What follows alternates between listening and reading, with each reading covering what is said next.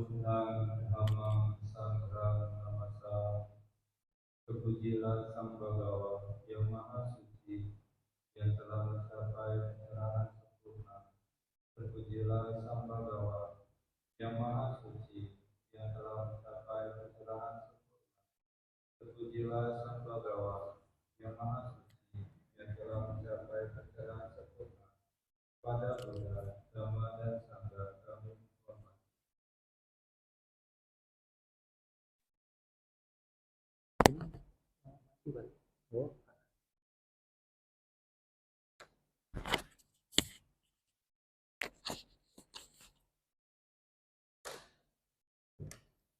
Ya, selamat pagi adik-adik yang terkasih. Semoga semua dalam kondisi yang sehat dan bahagia. Terimalah salam dalam Dhamma, Namo Buddhaya. Namo Buddhaya. Satu kebahagiaan bisa bertemu dengan pemuda-pemudi di tempat ini. Ini pemuda-pemudi calon penerus bangsa. Generasi emas tahun 2045. 45 ya. Ini generasi emas. Ya. Baiklah, pada pagi ini Bante ingin menyampaikan nasihat Sang Buddha kepada Samanera Rahula. Waktu itu Samanera Rahula masih berusia 7 tahun. Ya, masih kecil 7 tahun. Dan nasihat Sang Buddha ini sangat bagus sekali untuk kita jadikan pegangan di dalam kehidupan kita. Bisa nanti adik-adik baca di googling Rahula Owada Sutta di Majjhima Nikaya. Nasihat Sang Buddha kepada Rahula. Apa yang Rahula peroleh nasihat dari Buddha ini, nasihat seperti apa? Sang Buddha memberikan satu buah perumpamaan tentang cermin. Sang Buddha bertanya kepada Rahula, Rahula, apa fungsi cermin?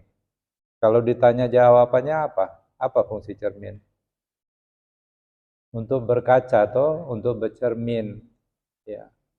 Jadi Rahula juga menjawab dengan jawaban yang sama, untuk bercermin Bante, untuk berkaca. Begitu juga Rahula, ketika kamu memikirkan satu hal, apakah yang saya pikirkan ini demi manfaat untuk diri saya atau kerugian untuk diri saya, untuk manfaat orang lain atau kerugian orang lain yang saya pikirkan ini, atau untuk manfaat dan kerugian diri sendiri atau orang lain, kedua-duanya. Ini direnungkan dulu. Jadi kalau kita mau memikirkan sesuatu, kita pikir dulu, ini saya mikir seperti ini untuk manfaat atau kerugian saya atau orang lain. Kalau ini ternyata merugikan diri saya sendiri, juga merugikan orang lain atau merugikan keduanya, maka pemikiran seperti ini harus dibuang, disingkirkan. Begitu juga Sang Buddha berkata, kalau kita mau berucap, apakah yang saya mau ucapkan ini demi manfaat untuk saya atau kerugian? Atau manfaat untuk orang lain atau kerugian orang lain atau keduanya? Untuk manfaat atau kerugian kedua-duanya. Ini dipikir dulu. Sebelum kita mengucapkan sesuatu, dipikir dulu. Begitu juga dengan berbuat. Kalau kita ingin melakukan sesuatu perbuatan melalui jasmani, ini demi keuntungan diri saya atau keuntungan orang lain atau kerugian. Jadi ditimbang-timbang dulu. Sebetulnya kita semua sama. Ya. Kita tidak ingin diperlakukan oleh orang lain dengan tidak baik, kan? Kita ingin orang lain memperlakukan kita dengan baik. Begitu juga orang lain. Orang lain juga ingin diperlakukan secara baik. Sebetulnya kita tidak berbeda dengan orang lain.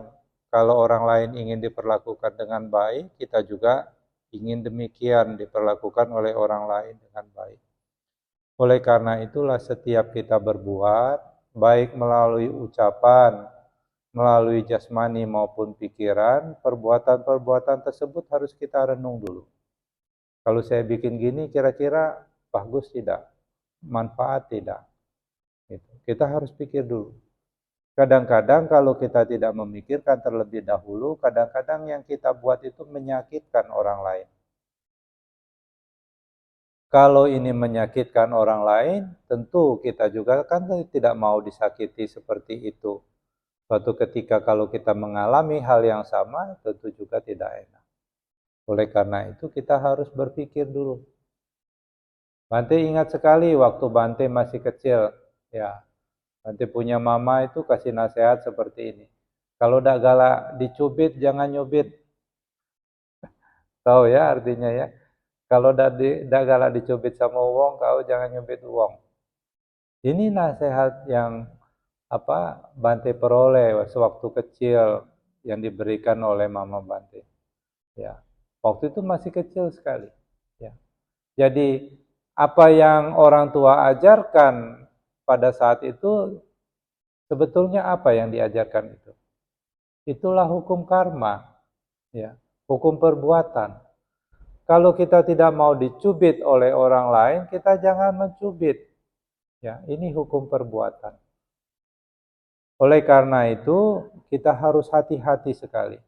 Setiap berbuat, setiap berucap, ya, setiap kita mau memikirkan sesuatu, kita timbang-timbang dulu. Jangan sampai ngomong dulu baru mikir. Kalau ngomong dulu baru mikir, biasanya suka salah. Ya. Nah, ini penting sekali untuk kita mengerti. Sehingga kalau sebelum kita berbuat, berucap maupun berpikir kita timbang-timbang, maka kemungkinan salahnya semakin kecil. Kemungkinan salahnya semakin kecil.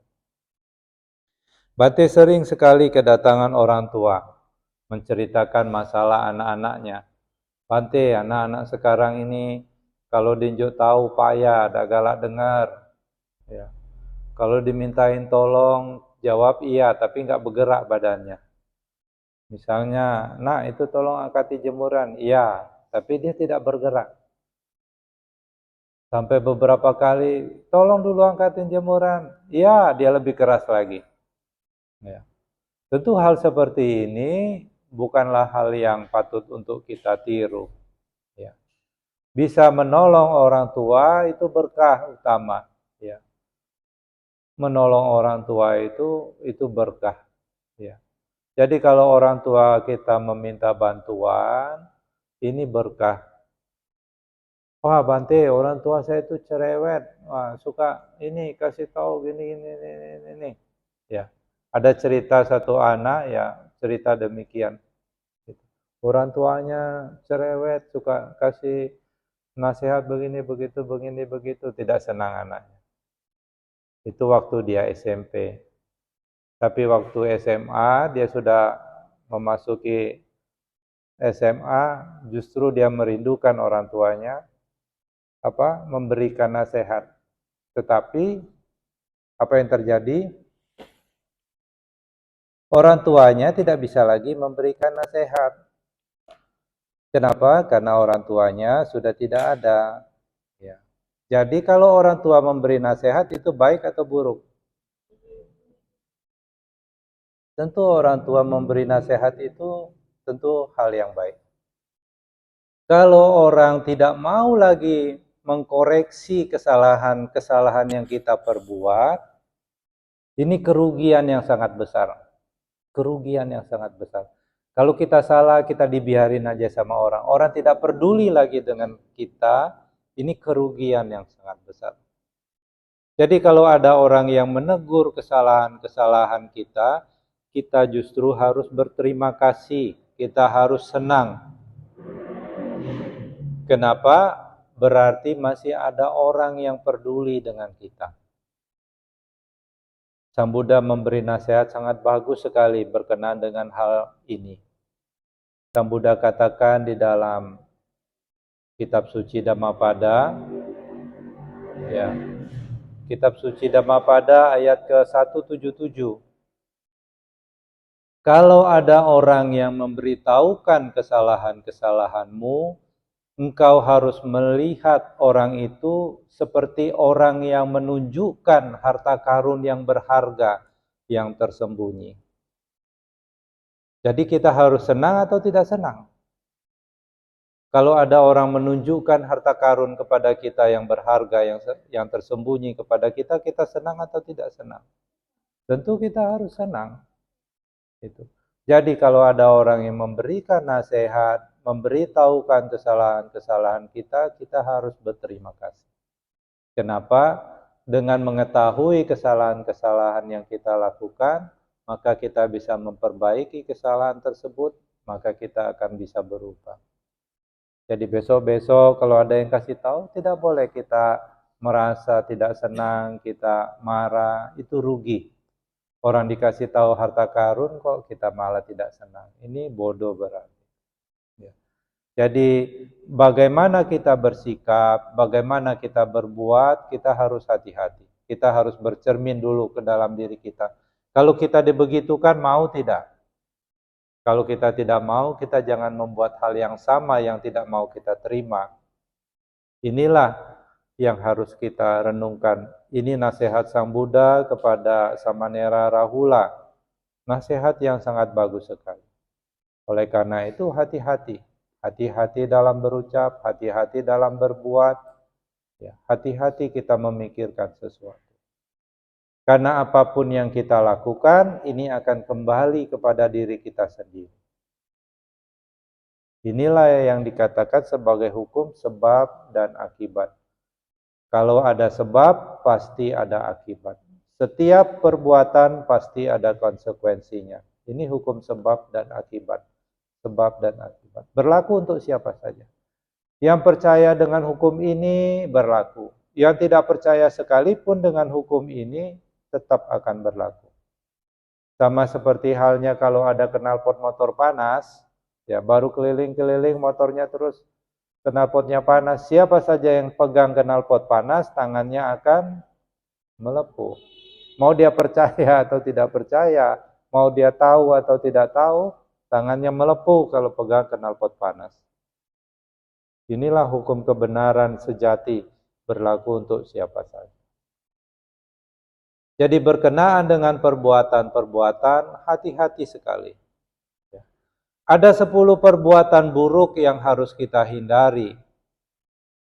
10 perbuatan buruk inilah yang akan menyeret manusia jatuh ke alam-alam yang menderita, bahkan ke neraka. Bahkan sebelum dia mati sekalipun, kalau 10 perbuatan buruk ini dilakukan, dia akan mengalami penderitaan di kehidupan sekarang ini pun. Apa 10 perbuatan buruk tersebut? 10 perbuatan buruk tersebut bisa dibagi menjadi 3. Kalau ada yang bertanya, apa perbuatan di dalam ajaran Buddha? Perbuatan di dalam ajaran Buddha itu hanya ada 3. Perbuatan apa? Perbuatan jasmani, perbuatan ucapan, perbuatan pikiran. Jadi kalau ada yang tanya, ada berapa perbuatan di dalam ajaran Buddha? Cuman ada 3. 3 jenis. Perbuatan jasmani, perbuatan ucapan, dan perbuatan pikiran. Nah, perbuatan jasmani ini ada 3 macam yang buruk. Apa?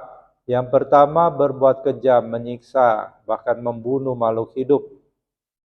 Ini perbuatan jasmani yang buruk. Yang kedua, perbuatan jasmani yang buruk, mengambil barang yang tidak diberikan atau mencuri. Ya, mencuri. Kemudian perbuatan buruk melalui jasmani yang ketiga, berbuat yang melanggar asusila. Ini perbuatan jasmani yang buruk ada 3. Membunuh, mencuri, berbuat asusila. Perbuatan ucapan yang buruk ada 4. Apa perbuatan ucapan yang buruk yang pertama? Berbohong. Kalau orang sudah berani berbohong dengan penuh kesadaran, ya, dengan sengaja, dengan niatan memang untuk berbohong, maka semua kejahatan bisa dia lakukan. Ini kata Sang Buddha kepada Rahula di dalam Rahula Wada Sutta tersebut. Jadi perbuatan ucapan buruk yang pertama berbohong. Yang kedua, perbuatan buruk yang kedua melalui ucapan, berucap yang kasar. Bante sering juga dapat cerita dari orang tua, Bante ini anak-anak kalau sudah main game Bante, ya saling mengumpat, ngomongnya kasar, ya itu. Bahasa-bahasa binatang bisa dipakai. Tentu ini bukan hal yang baik yang harus kita tidak boleh contoh. Ya. Berucap yang kasar. Ini yang menusuk, yang menyakitkan. Apalagi ucapan ini kalau ditujukan kepada orang tua sendiri, itu karma buruknya sangat besar. Ya. Kalau orang tua terluka kena pisau, dia paling rasa perih sebentar. Ketika lukanya sembuh, perihnya hilang. Betul tidak? Tapi kalau anak berucap yang kasar kepada orang tuanya, yang menyakitkan, ada tidak yang seperti itu kira-kira? Ada tidak seorang anak berucap kasar kepada orang tuanya? Ada tidak? Ada. Tapi di sini Bante yakin tidak ada ya. Ada. Bante pernah dapat cerita di satu daerah ada guru agama, dia juga jadi guru BP di sekolah tersebut. Jadi anak ini anak perempuan padahal. Sering bolos sekolah, anak SMA, sering bolos sekolah, tidak masuk, bolos, tugas-tugas tidak dikerjakan, dan orang tuanya dipanggil oleh guru BP-nya. Di sekolah guru BP-nya bertemu dengan orang tuanya, dengan anaknya, anaknya berani memaki orang tuanya di depan guru BP-nya. Ya. Sampai guru itu berpikir kalau ini anak saya, ya udah saya pites mungkin anak ini. Sangat kurang ajar. Ya. Kalau ada orang tua diperlakukan seperti itu oleh anaknya, bayangkan anak ini seperti apa masa depannya. Dengan orang tua yang saja begitu baik sudah dengan anaknya, dia bisa memperlakukan dengan tidak baik, berucap dengan kasar, apalagi kepada orang lain. Bante tidak pernah menemukan ada orang yang bisa berhasil kalau anaknya tidak baik dengan orang tuanya. Tidak ada. Adik-adik boleh cari tahu, ada tidak orang tua yang diperlakukan tidak baik oleh anaknya, kemudian anaknya bisa sukses memperlakukan orang tua dengan tidak baik? Tidak ada. Justru orang-orang yang bisa berhasil, dia bisa memperlakukan orang tuanya dengan baik, bertutur kata yang lembut kepada orang tuanya. Ya. Jadi hati-hati, jangan sampai kita mengucapkan ucapan yang kasar. Kita juga tidak mau menerima ucapan yang kasar, kita juga tidak boleh mengucapkan yang sama kepada yang lain. Ini ucapan buruk melalui ucapan yang kedua, berucap yang kasar, menusuk, menyakitkan. Perbuatan buruk melalui ucapan yang ketiga, ucapan yang mengadu domba, menghasut dengan tujuan supaya pecah belah.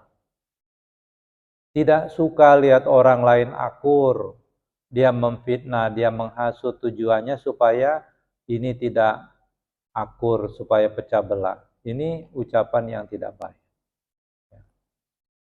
Yang ketiga ucapan yang tidak baik itu menghasut ya, memecah belah. Yang keempat apa ucapan yang tidak baik?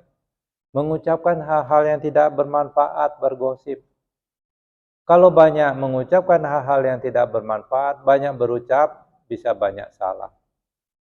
Oleh karena itu, apabila bisa berucap hanya hal-hal yang bermanfaat, itu sangat bagus sekali. Ya. Ngegosip, membicarakan orang lain, ini hal yang tidak bermanfaat. Ya. Jadi kalau orang lemah, dia akan membicarakan orang lain. Ada peribahasanya toh. Kalau orang kuat, dia akan membicarakan ide-ide. Ya. Jadi kalau sering ngomongin orang lain, berarti ini orang yang lemah. Orang yang tidak bisa maju. Tapi kalau orang yang kuat, orang yang bisa maju, dia membicarakan ide-ide. Kita buat apa ya? Ini nanti tahun depan kita buat apa ya? Itu lebih bermanfaat daripada ngegosip, oh si ini, si ini, si ini. Itu tidak ada manfaat. Nah, ini 4 jenis ucapan yang buruk. Berbohong. Yang kedua apa? Ucapan kasar. Yang ketiga, menghasut. Yang keempat, bergosip, mengucapkan hal yang tidak bermanfaat. Ini 4 jenis ucapan buruk. Nah, perbuatan pikiran juga ada 3 yang buruk. Apa perbuatan pikiran yang buruk yang ketiga? 3 jenis perbuatan pikiran yang buruk. Yang pertama, karena benci mengharapkan orang lain celaka. Menyumpahi orang biar dia jatuh dari motor. Ya, itu perbuatan pikiran yang buruk, mengharapkan orang lain celaka. Ada nggak orang yang seperti ini? Ada, karena dia benci harapkan orang lain celaka. Kalau lihat orang lain susah, dia malah senang. Ya, orang lain senang, sukses, dia malah nggak bahagia. Ya. Jadi mengharapkan orang lain celaka karena kebencian, ini pikiran yang buruk. Pikiran buruk yang kedua, ya, karena iri, ya, karena serakah, mengharapkan apa yang bukan miliknya, ya, ingin menguasai apa padahal bukan miliknya karena keserakahan. Ini pikiran yang buruk yang kedua. Ya. Pikiran buruk yang ketiga, mempunyai pandangan-pandangan salah. Apa pandangan salah? Contoh pandangan salah misalnya, kalau ada orang berpikir bahwa rezeki, jodoh itu semua sudah digariskan, sudah ditakdirkan, berarti itu pandangan salah. Kalau orang sudah ditakdirkan jadi orang bodoh, untuk apa lagi belajar? Orang sudah ditakdirkan menjadi orang miskin, dia berusaha seperti apapun, bisa tidak dia jadi orang yang kaya? Tidak bisa. Tapi kenyataannya ada tidak di dunia ini orang lahir di keluarga yang miskin karena dia bekerja keras, karena dia rajin, dia hemat, dia punya keahlian, kemudian dia bisa jadi orang yang sukses? Banyak, banyak, banyak sekali. Jadi kalau orang berpikir bahwa oh semua sudah digariskan, sudah ditakdirkan, ini pandangan yang salah. Di dalam ajaran Buddha, kalau kita mau sukses atau orang yang gagal, itu tergantung dirinya sendiri. Kalau ingin sukses, harus ada yang kita lakukan. Apa yang harus kita lakukan supaya kita menjadi orang yang berhasil? Yang pertama, hati-hati pilih teman. Ini kata Sang Buddha, hati-hati kita bergaul dengan siapa, ini kita harus hati-hati. Kita bisa lihat orang ini gagal atau berhasil dengan siapa dia bergaul. Kalau dia bergaul sama orang tukang minum, nanti jadi peminum dia. Iya toh? Kalau kita bergaul sama orang-orang baik, orang-orang yang rajin, orang-orang yang terpelajar, kita akan jadi sama. Jadi hati-hati pilih teman. Kalau mau berhasil ini pertama kita harus hati-hati. Bahkan Sang Buddha katakan, kalau tidak ketemu dengan teman yang baik, yang bijaksana, lebih baik sendiri. Ya, lebih baik sendiri. Jangan bergaul dengan orang bodoh. Kenapa? Karena kerugiannya sangat besar. Kalau sering-sering bergaul sama orang bodoh, nanti kita dapat nasihat yang bodoh, kita percaya, kemudian kita melakukan nasihat bodoh tersebut, hasil apa yang kita peroleh? Hasil yang bodoh. Ya, tetapi kalau kita bergaul sama orang-orang yang baik, kita akan memperoleh nasihat yang baik. Kita praktek dengan nasihat yang baik itu, maka hasil-hasil yang baik yang kita peroleh. Jadi kalau mau sukses, yang pertama hati-hati pilih teman. Hati-hati pilih teman. Asewana cak balanang, jangan bergaul dengan orang bodoh. Pandita nanca sewana, bergaullah sama orang-orang yang baik, yang bijak. Yang kedua, kalau kita mau berhasil di dalam hidup kita harus punya keahlian, kita harus punya skill, punya knowledge. Keahlian, skill, knowledge ini tidak datang dari langit dengan berdoa, sembahyang, bangun tidur tahu-tahu bisa lancar bahasa Mandarin, ada tidak gitu? Tidak, harus belajar. Ya. Jadi pengetahuan ini bisa kita peroleh dengan belajar. Belajar itu enak atau tidak enak? Tidak enak. Ya. Kalau zaman dulu Bante waktu kecil disuruh bawa lidi, suruh menghafal perkalian. 1 kali 1 sampai 9 kali 9. Sampai 9 kali 10. Perkalian 1 sampai perkalian 9 harus hafal. Ya. Terus kalau tidak hafal, setiap pelajaran matematika gurunya pakai mistar tuh 1 meter, mistar kayu itu. Kamu 7 kali 3 berapa? Nggak bisa jawab, sini tangannya, kelpek, kena. Ya. Jadi mau tidak mau harus belajar. Kalau tidak kena mistar. Enak nggak begitu? Tidak enak. Waktu kecil juga kita bingung untuk apa sih belajar matematika, pertambahan, perkalian, pembagian, untuk apa sih manfaatnya? Belum tahu kan waktu kecil manfaatnya untuk apa sih? Bayangkan kalau dulu tidak pernah belajar pertambahan, perkalian, ngitung uang nggak ngerti. Ya, ngitung uang nggak ngerti. Iya toh? Kalau 10 dibagi setengah berapa hasilnya? Hah? Salah. 20. Ah, benar. Iya toh? Kalau zaman dulu mana tangannya sini kasih mistar. Ya, 10 dibagi setengah berapa hasilnya? Bukan 5. 10 dibagi 2 baru 5. 20. Kalau dulu kita tidak belajar matematika, kita mana mengerti.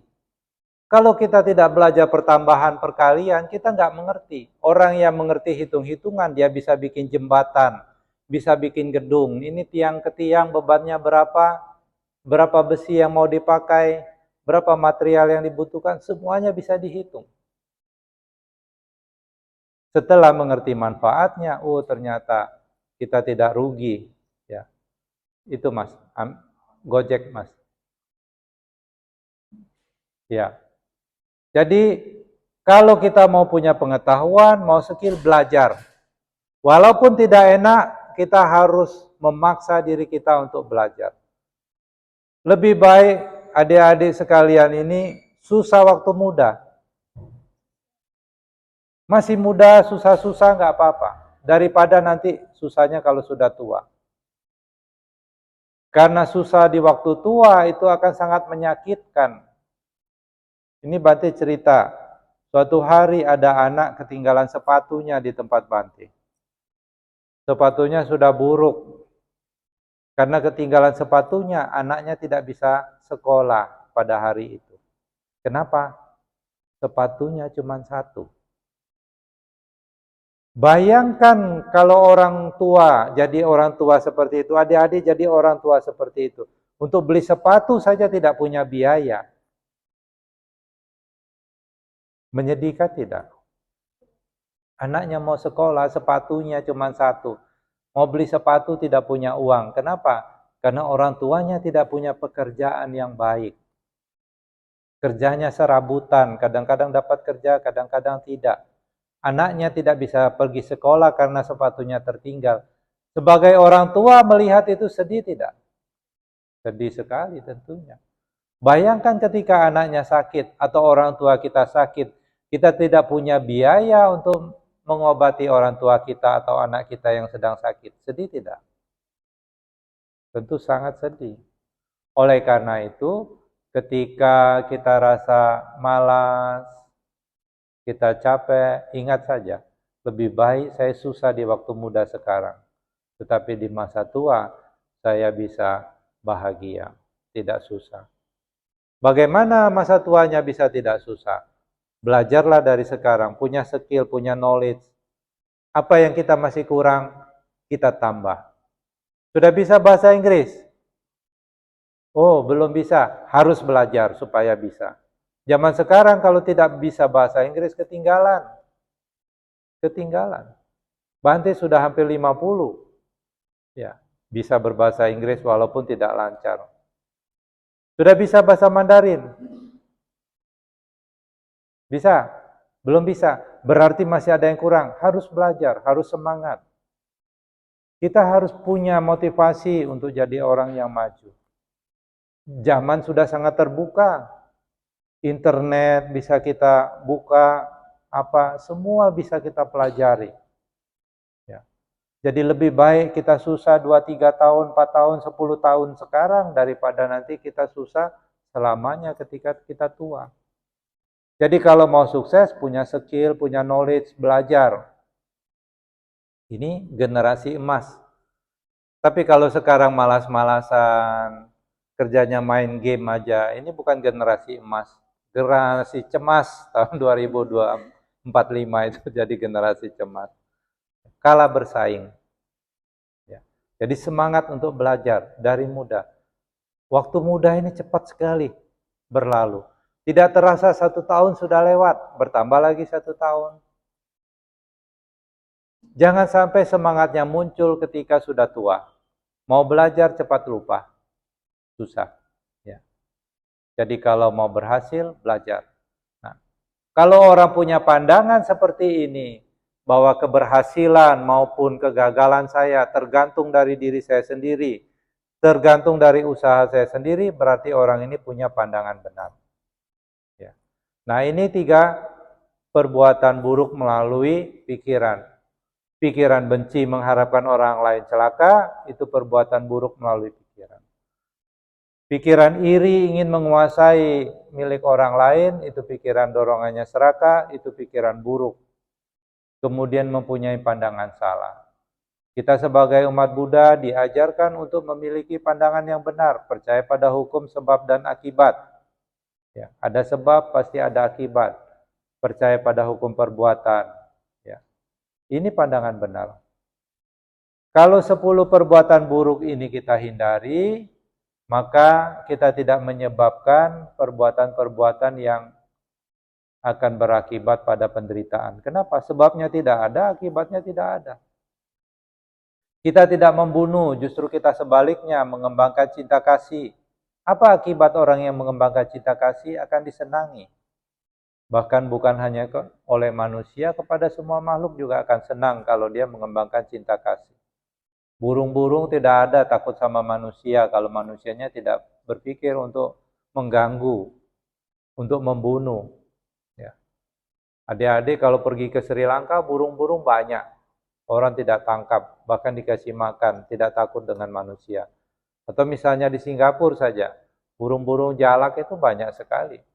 Tapi kalau di sini, ya ada 1 burung jalak saja orang sudah lari-lari mau tangkap. Ya, sudah ditangkap, dimasukkan ke kandang, dikurung. Ya. Jadi kalau orang tidak berbuat kejam, menyiksa, membunuh, dia akan dicintai, disenangi. Ya. Orang yang suka berbuat kejam, kasar, membunuh bisa lahir sakit-sakitan, pendek umur, bahkan bisa lahir cacat.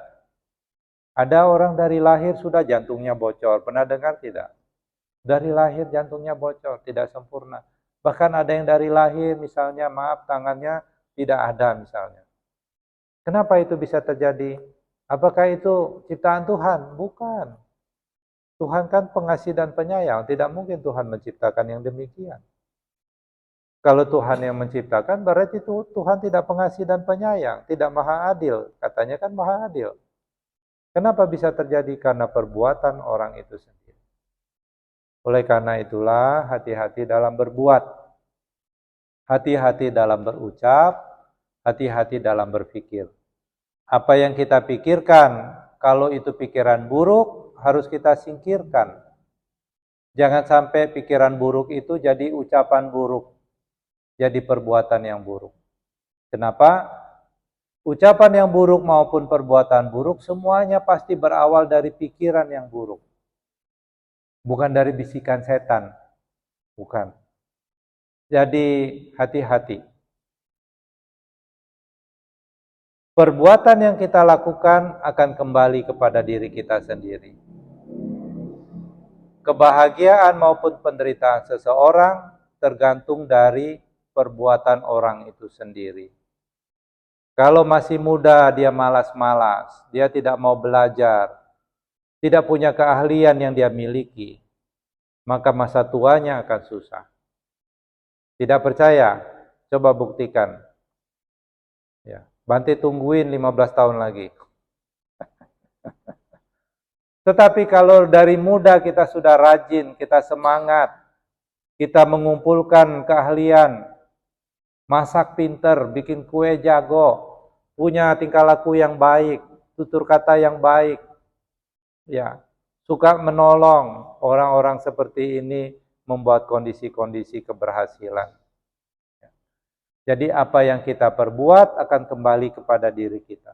Kebahagiaan dan penderitaan kita tergantung dari perbuatan kita sendiri. Harus ingat ini. Kebahagiaan dan penderitaan saya tergantung dari perbuatan saya sendiri. Harus ingat ini. Kalau tidak percaya, bisa dibuktikan bahwa kebahagiaan maupun penderitaan saya tergantung dari perbuatan saya sendiri.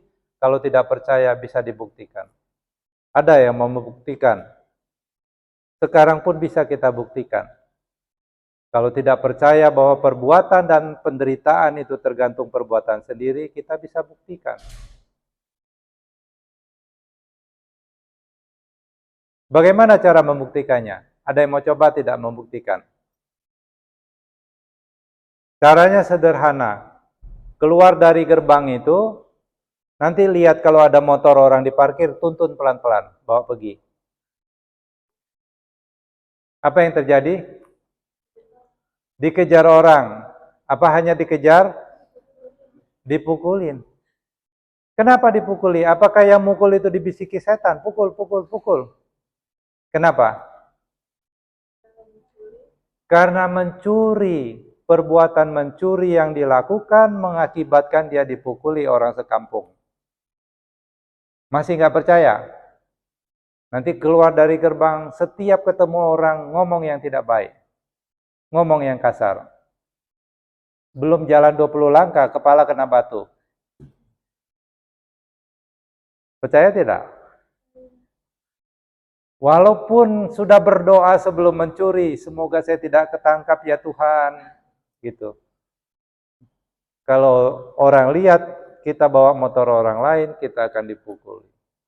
Jadi penderitaan maupun kebahagiaan tergantung siapa? Perbuatan kita sendiri. Tahun 2045 kalau mau menderita, sekarang malas-malas. Happy-happy aja. Ya. Nanti jangan punya keahlian. 2045 jadi generasi cemas semua. Ya. Cari makan susah, apa-apa nggak bisa. Ada anak disuruh masak air sama ibunya. Nah, coba rebusin itu air dulu. Ya, Mak. Ya. Dia rebusin airnya, pancinya bolong. Ya. Bisa tidak pancinya bolong? Bisa. Dia nyalain kompornya, airnya mendidih karena dia sedang konsentrasi, sedang main game, dia lupa sedang masak air, airnya kering. Panci sama api ketemu tidak ada air, bolonglah pancinya. Masak air aja nggak bisa, bagaimana bisa sukses? Iya toh? Tapi kalau kita punya keahlian adik-adik, oh ini matematika pintar, bisa ngajar les. Bahasa Mandarin pintar, bisa ngajar yang lain. Bisa cari uang dengan keahlian yang kita miliki. Oleh karena itu, ya adik-adik sekalian, ya hati-hati. Setiap perbuatan yang kita lakukan akan kembali kepada diri kita sendiri. Sebelum berucap, bercermin dulu. Ini merugikan tidak untuk saya, merugikan tidak untuk orang lain. Kalau merugikan, jangan dilakukan. Sebelum berbuat, bercermin dulu. Ini merugikan tidak perbuatan ini untuk saya? Merugikan tidak buat orang lain. Kalau merugikan, jangan dilakukan. Begitu juga dengan berpikir. Pikiran yang saya lakukan ini merugikan tidak? Untuk diri sendiri, merugikan tidak untuk orang lain? Kalau merugikan, jangan kita lakukan. Kalau kita hati-hati seperti ini, kemana saja kita bisa selamat. Kita rajin, kita mau belajar, punya keahlian, kemana saja hidupnya tidak susah. Kita jujur, punya attitude yang baik, tingkah laku yang baik, kemana saja akan dihargai oleh orang lain. Ini ya harus kita lakukan. Kalau ini sudah kita lakukan, kita bisa menjadi orang-orang yang bahagia, hidupnya tidak susah, menjadi orang-orang yang berhasil. Semoga adik-adik sekalian ya menjadi orang-orang yang berhasil, menjadi generasi penerus bangsa yang membawa kemajuan, manfaat untuk banyak orang. Dengan menjaga kemoralan, menjaga perbuatan yang baik, ya, dengan kedermawanan yang dipraktekkan ini akan memberikan manfaat. Kalau adik-adik semua bisa jadi orang yang sukses, maka kemungkinan untuk menolong orang lain itu lebih besar. Sekarang jangankan sukses, cari makan saja susah untuk diri sendiri, bagaimana bisa tolong orang lain? Ya, oleh karena itu sekarang waktunya belajar. Ini kan masih sekolah semua. Ada yang sudah tamat. Sudah tamat itu artinya tidak sekolah lagi. Ini masih muda, waktunya belajar. Belajarlah sungguh-sungguh. Gali ilmu pengetahuan. Miliki satu keahlian saja. Semakin banyak keahlian yang dimiliki akan semakin bagus. Kalau tidak punya keahlian sama sekali, hidupnya akan susah. Inilah yang ingin Bante sampaikan, semoga adik-adik semua semakin maju di dalam Dhamma. Bante ucapkan terima kasih, Sabisata Bhavantu Sukhitata, semoga semua makhluk hidup berbahagia.